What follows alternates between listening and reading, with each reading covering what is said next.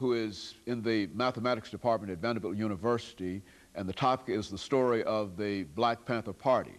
And Dr. Farley, before we had our first commercial break, you were giving us sort of a summary, an overview of the story of the Black Panther Party. And let's continue that by allowing you during this second segment to talk about the significance of that party. Why was that party important? And let's do it perhaps to talk about the social significance. I think you've already alluded to some of the things that the party was involved in, but in a more organized fashion. As a mathematician, let's have you to talk about the social significance of that organization, and then perhaps say something about the political significance of it. Well, as you pointed out before, there was a connection between the Black Panther Party and the Civil Rights Movement. In fact, they got their name from the Lowndes County Freedom Democratic Party in Lowndes County, Alabama. Their symbol was the Black Panther. And in fact, in the summer of 1966, there were as many as 5 different groups across the country which were disconnected, which called themselves the Black Panther Party. But the party we're talking about was founded in October 1966 in Oakland, and Bobby Seale and Huey Newton chose the symbol because, and this addresses one of the myths surrounding the party, that the party was like a panther in that it wouldn't attack, it wasn't aggressive. So people have this idea that the Black Panthers were somehow aggressive and violent when they weren't. But if it was backed into a corner, then it would defend itself. And so the initial name of the party was the Black Panther Party for Self-Defense. But socially, the Black Panthers realized that the problem wasn't simply curbing police brutality, monitoring the police to make sure that they didn't violate the civil rights of anyone, like we saw in 1992, or rather before that with Rodney King. But what they saw was that there was a holistic problem that black people faced, not just in this country, but worldwide. And not just black people either, but also brown people, yellow people. The war in Vietnam was raging. We had the Algerian War, which finished in 1962.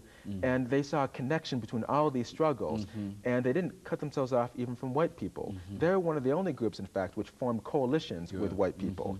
And there was the Peace and Freedom Party. Eldridge Cleaver, the Minister of Information, who was viewed as some sort of demon because of negative propaganda, actually formed active coalitions, and he was the 1968 presidential candidate for the mostly white Peace and Freedom Party.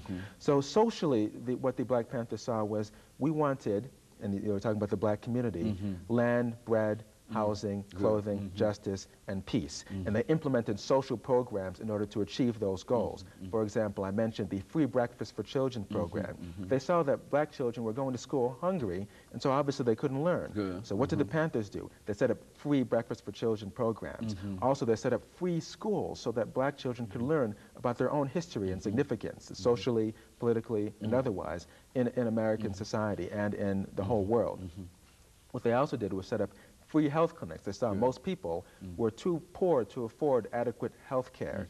Even today, over 40 million Americans do not have health insurance. They set up free health clinics. In fact, many of the social programs that the Black Panthers implemented were taken over by the government, even though certain forces in the government, in particular J. Edgar Hoover, the FBI director, were trying to broadcast negative propaganda, untruths about what the party really was and what it's all about, which we need to correct today.